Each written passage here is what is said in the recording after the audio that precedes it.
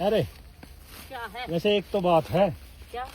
जैसे पीहर का घमंड दिखावा है बाप की रहीसी पे, ऐसी बात तो तेरे में है ना, जो काम देखा है उसी को करने बैठ जा।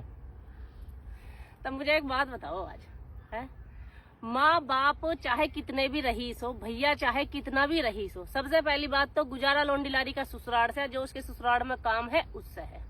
और जो ये माँ बाप की रहीसी पे या भैया की रहीसी पे घमंड दिखावे, तो ना तो माँ बाप उम्र पूरी करें ना भैया करे, बस इतना हो सके। कभी चले गए छठे चमास तो एक आध जोड़ी लत्ता चाड़ बना दिया किसी ने, इतना ही हो सके।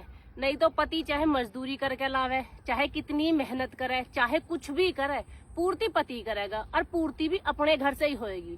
तो इसमें घमंड दिखाने की क्या बात है भाई? पीहर का मेरे पीहर यानू और मेरे पीहर यानू, कभी भी घमंड दिखाना हो ना तो अपने आदमी की मेहनत की कमाई पे दिखाओ, कभी भी माँ बाप के और भैयों के पैसों पे घमंड मत दिखाओ। बाजी कहे मेरे भैया पे इतनी जमीन है, इतनी जमीन है, फलाना है, फिर इतना भैया सब कुछ है। फिर भैया जोतने बोने को दे देगा, या कभी हारी बीमारी आएगी, दुख तकलीफ होएगी, भैया दे देगा जमीन बेच के। वही तो एक घमंड होता है, उसी को तो कहते हैं घमंड। तो उस बात का घमंडी क्यों करना जो चीज अपनी है ही नहीं? हमें तो इतना पता हमारा आदमी मेहनत से मजदूरी से कमा कर ला रहा, उसमें हमारी पूर्ति और उस पर हमें घमंड है।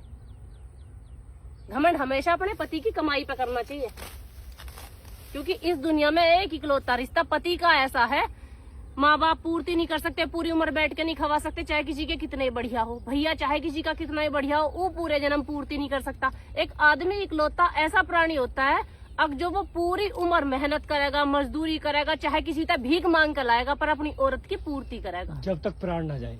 हाँ, जब तक प्राण न जाए जब तक ही करे, आदमी नहीं छोड़ता ऐसे। और जो निखद हो उनकी तो मैं कह नहीं रही, मैं आदमी की बात कर रही हूँ। यूं तो छोड़ कर भग जाओ चाहे कोई एक दिन में।